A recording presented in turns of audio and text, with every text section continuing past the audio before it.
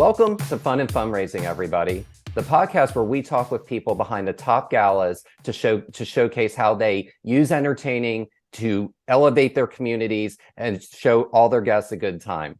I am your host, Rob Giardinelli, and today I'm thrilled to have Lisa Cooley on.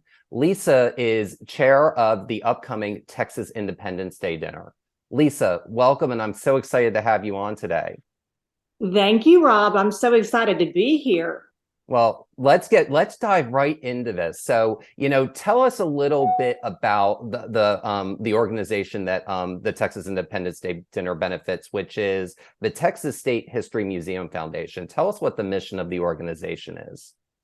Happy to. The mission of our foundation, Rob, which I'm so proud to be a part of, is to support the Bullock Museum.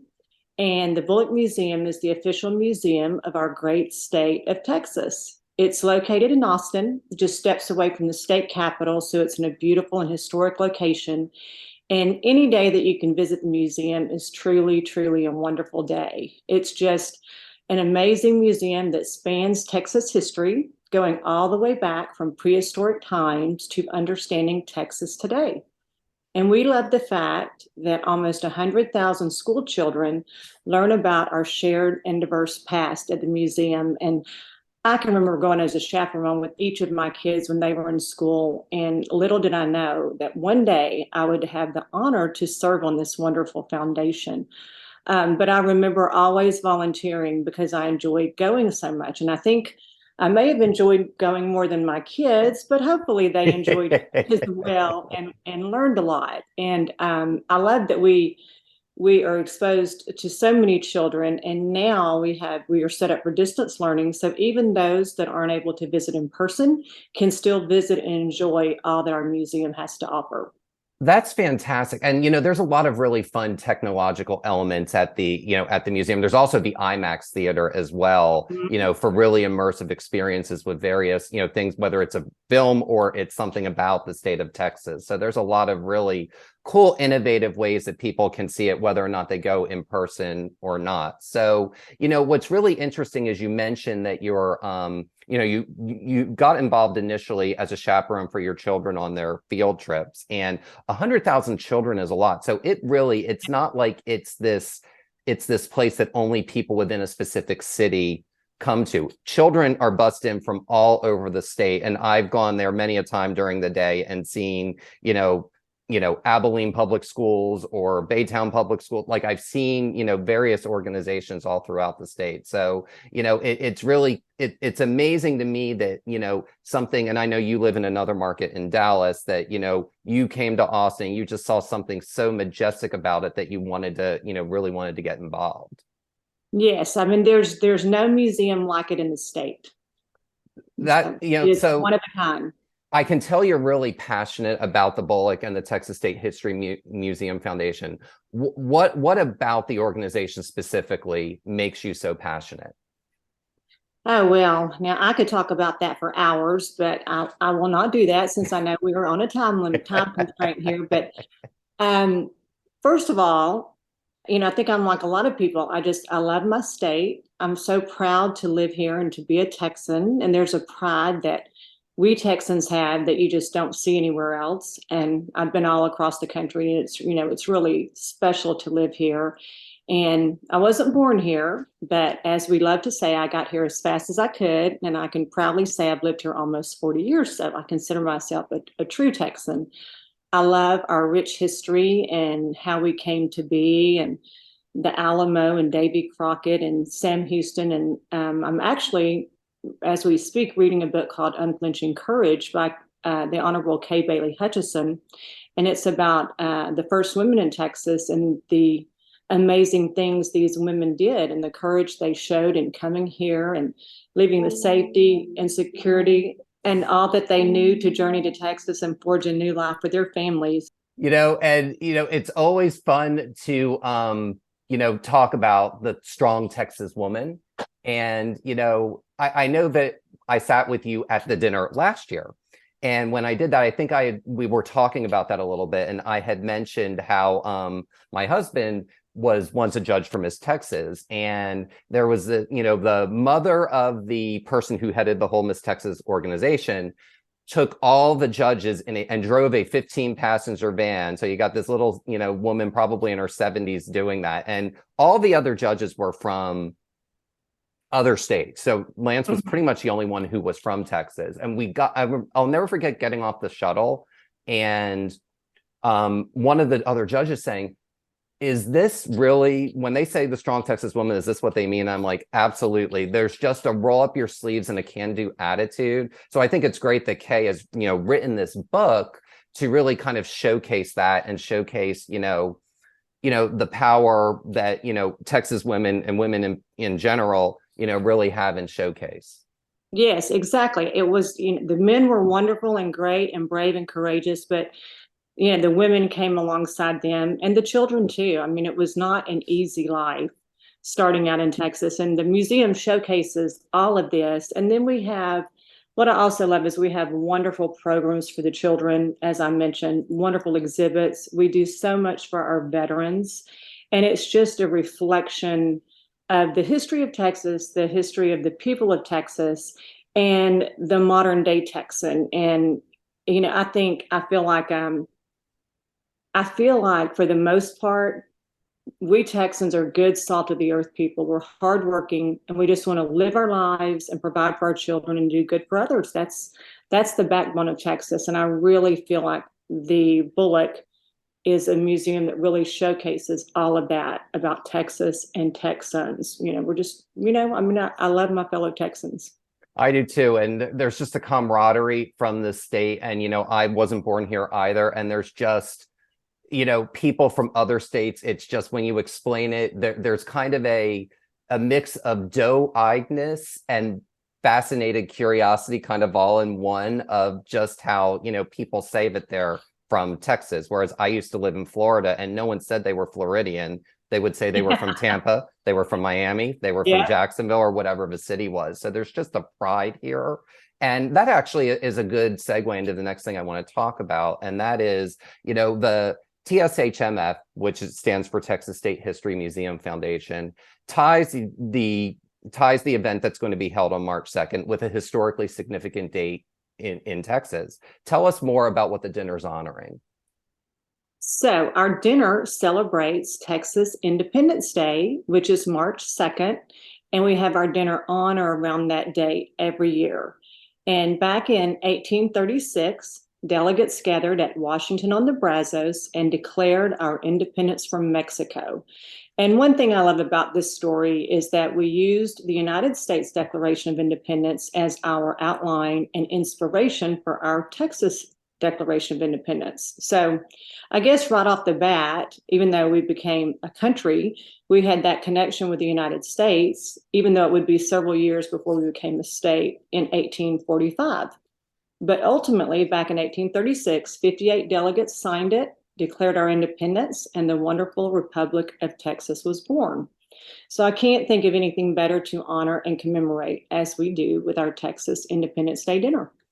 Well, that's fantastic. And what I've always appreciated about the event, and I've had the good fortune of going quite a few times, is all great events, in my opinion, always have a clear purpose and a clear through line. And with the TSHMF and the Texas Independence Day dinner, that's the History Making Texan Award. So how do you think that specific award, the History Making Texan Award, has helped drive the success of the Texas Independence Day dinner? Well, I think in numerous ways, because of who we honor each year, we have wonderful leaders and prominent philanthropists from across the state that join us in celebrating these amazing legends and honorees. They represent all that Texas has contributed to our local communities and state and our nation and even to the world. And we're just blessed to have such generous underwriters. They're so supportive and love to show their appreciation for our honorees and also to support the wonderful work that we do at the Bullock, which we've already talked about. But another thing that's special to me that I think is equally beneficial to our success year after year is that it is such a special and inspiring night. Anyone that knows me will tell you that one of my favorite things is to see a person, especially such a deserving person, being honored in such a way as we do at the dinner. And it honestly just touches everyone there. There will always be some point in the evening, at least once, usually several times, where there isn't a dry eye in the room and the honorees have their families and loved ones with them. And you're just humbled and honored to be a part of it. And you know, Rob, you've been there. You leave with your heart so full. And I just can't even tell you how special the night it is. As you can tell, I get so excited every time I talk about it. You really do. And, let's dive a little bit deeper, into, the history making Texan. And, tell us a little bit about how you all go about selecting the honorees each year, because it's what I love about it is that, you honor, usually it's just a handful of people. It's usually just one or two. And that really allows for really a really wonderful feeling of community when you do walk into the space. Well, we have a committee of foundation trustees that select the recipients each year. And this is a huge responsibility, which the committee takes very seriously. And they work tirelessly to select the current year's honorees. And I know how hard we work because I was privileged to be on this committee this past year. But we base our selections on amazing Texans with extraordinary accomplishments within their field and in their community. And it's also our goal to make sure that legends in the arts, sciences, sports, and public services are all represented. And that's what's really fun about the event is you have one or two honorees each year, but each year it seems like it's a different genre, and it really allows the event to keep a freshness and a uniqueness about it that really allows, for different people to come each year, but also have a core group. And to me, that's always the hallmark of a good event, where you have familiar faces, yet you will always see someone unexpected. And I think that's really kind of a testament and a hallmark to what you all do, as an organization. So tell us about this year's History Making Texans and who you're honoring. I would love to. I just can't tell you how proud I am to be chairing the year that we have these two amazing men. They're men who have reached the pinnacle of accomplishments and eminence in their field, and they were selected as honorees based on their personal character and their commitment to improving lives of others. And they're wonderful role models to emulate, and we just can't wait to share their inspiring stories with our guests. First of all, we have the Honorable Admiral William H. McRaven. And actually, both of our honorees this year are Navy men, so I love that they had that connection. And Admiral McRaven is a retired U.S. Navy four-star admiral and the former chancellor of the University of Texas. And during his time in the military, he commanded, now listen to this, this is how accomplished this man is. During his time in the military, he commanded the troops that captured Saddam Hussein, rescued Captain Phillips, and led the Osama bin Laden mission in 2011. So that in itself is pretty remarkable. But since his active service, he has provided counsel to U.S. presidents, including our very own President Bush, and other leaders on defense issues. And if that's not enough, he's also a best-selling author with numerous bestsellers, including my son's very favorite, Make Your Bed, Little Things That Can Change Your Life. And that is the reason why, to this day, my son makes his bed just about every day. And it's just one little small thing for me to be grateful to him for, along with all the other huge, wonderful things that he's done for our country. So just an inspiring man. And our other fellow honoree, who is just as inspiring, is a fellow Dallasite of mine, and it's the wonderful Roger Staubach. And Roger Staubach was the Heisman Trophy winner in 1963 after being the quarterback for the Navy team in 1962. He was drafted by the Dallas Cowboys the following year, which, a lot of people know this, but what they don't know is he delayed those plans because he had a commitment to the military for 5 more years. And he actually saw active duty in Vietnam for a year, which I found, I didn't know that till I did a deep dive into Roger for this dinner. He went on to lead the Cowboys in the 1970s, winning 4 NFC championship games and back-to-back Super Bowls. and helping bring the Cowboys into national prominence, along with the wonderful coach Tom Landry, and garnering the term America's Team. And in 1970, along with leading the Cowboys to championships and Super Bowls, he launched his real estate career with the Staubach Company, which helped pioneer the concept of tenant representation, making him one of the leading players in North Texas commercial real estate. And on top of all of that, he is a wonderful and giving philanthropist. I've worked with him on a few nonprofit events here in Dallas, and he gives so much over the years of resources as well as his time. And again, just the nicest man. And they're both wonderfully accomplished men and generally good human beings. And I'm just so proud and honored to be honoring them and working with them this year. Well, they definitely are two amazing men. And Yes. I think in Roger's case in particular, it's almost unheard of. And maybe David Robinson, who does have a tie in San Antonio with the San Antonio Spurs, where someone literally didn't play a sport that they, were at the top of their game of in college, delayed it for 5 years, came back, and then we're at the top of their game. Because, if you look at sports now, I mean, you've got to condition yourself 25/8. So the fact that he just had the determination to, come back and really excel in something. I mean, it really is remarkable when you think about that, because it really kind of is almost unprecedented with, the number of championships he won and all that. I mean, it really is it's an excellent story in determination.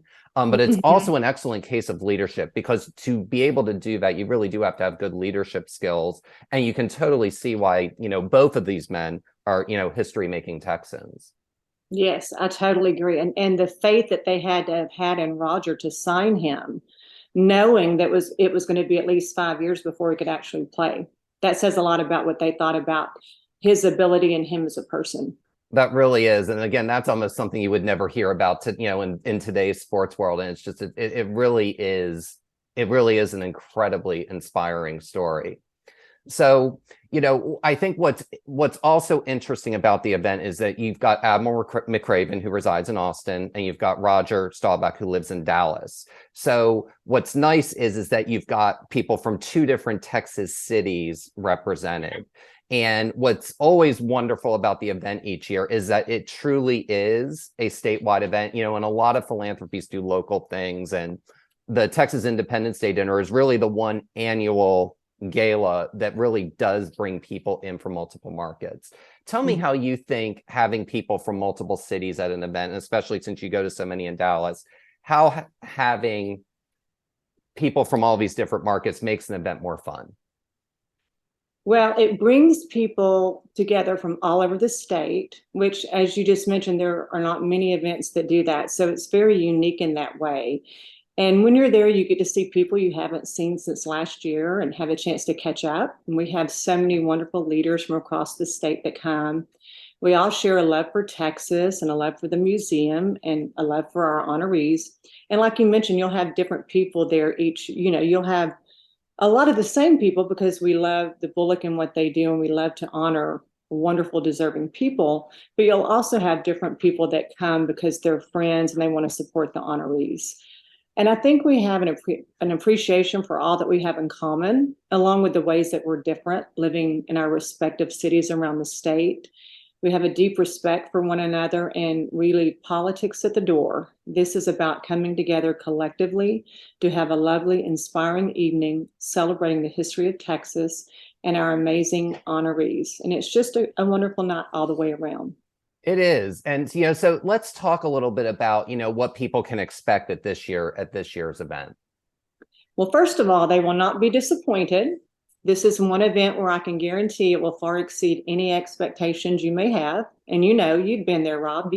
You can back me up. I will back you up, and I don't doubt it, because I've seen and witnessed things that you have covered and led in the past. So I know it will be fantastic. It's just wonderful. And there's nothing quite like being there to honor someone that's so deserving, and how uplifting and emotional the evening is. From the moment you get there, the UT Longhorn Singers will be singing classic Texas songs as you're arriving before you even get in the door. And then we have Sarah Myers from the U.S. Naval Academy. She'll be singing our national anthem, which I can never hear without shedding a tear or two. Then we'll watch the wonderful videos honoring our history-making Texans. And then we'll close out our evening with Representative Joe Strauss reading and expounding upon a classic writing about Texas by John Steinbeck.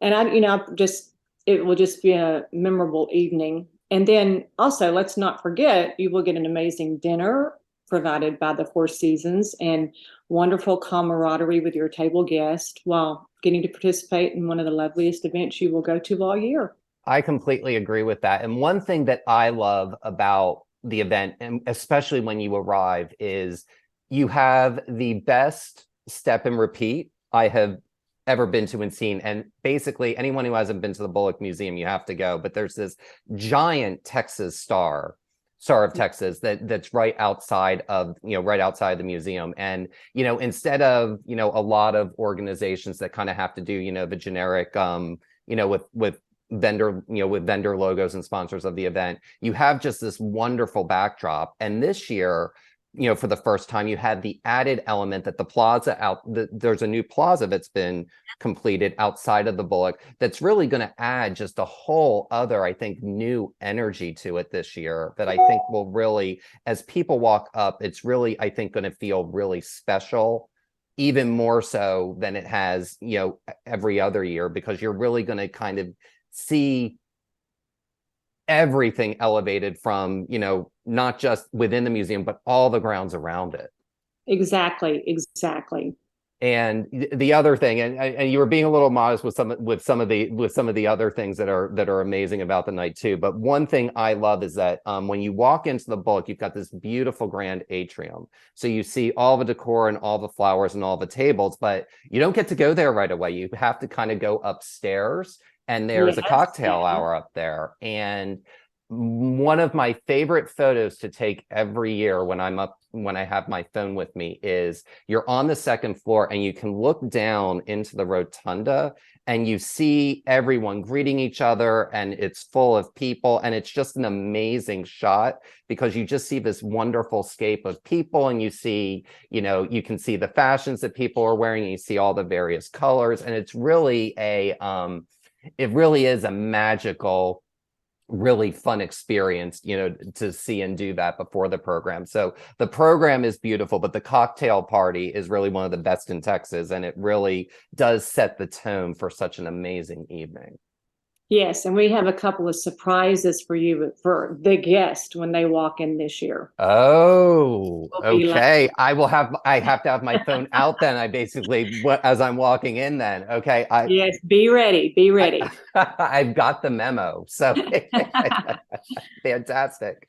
So, one thing, you've thrown a lot of really wonderful events over the years. So, there's absolutely. And tell us, what is something that, you would recommend to somebody who maybe is doing kind of their first big event that they could do, and they may not necessarily have a ton of money either. What's one piece of advice you would give them in starting or planning their own gala? Well, the one piece of advice that I would give anyone, whether it's on a budget or not, but even if you're not on a budget, you always want to be conscious of the money that you spend because you want to raise as much as you can. But the one ideal that I would say is to remember that it takes a village. And I would reach out to people that are friends of mine, and believe me, I've done this many times in the past, and ask for their help. I would reach out to professionals who love the organization or who you are honoring, for which you're planning the event. You can find that out by looking at your donor list from previous years. Go back to those people. You may have floral companies that may donate, or at the very least give you a discounted price. And same thing with beverages, food, and entertainment. You would be amazed at how many people will donate when you just ask them. And always keep in mind, when you're asking for a nonprofit, you aren't asking for anything for yourself. You are out there showing that you're giving your time and you're willing to give time to this, so it's important to you. And you'd be amazed how many times people will help you if you just ask. A lot of times they're honored and they want to help. And don't confuse being on a budget or watching the money for not investing into things that will increase your donations.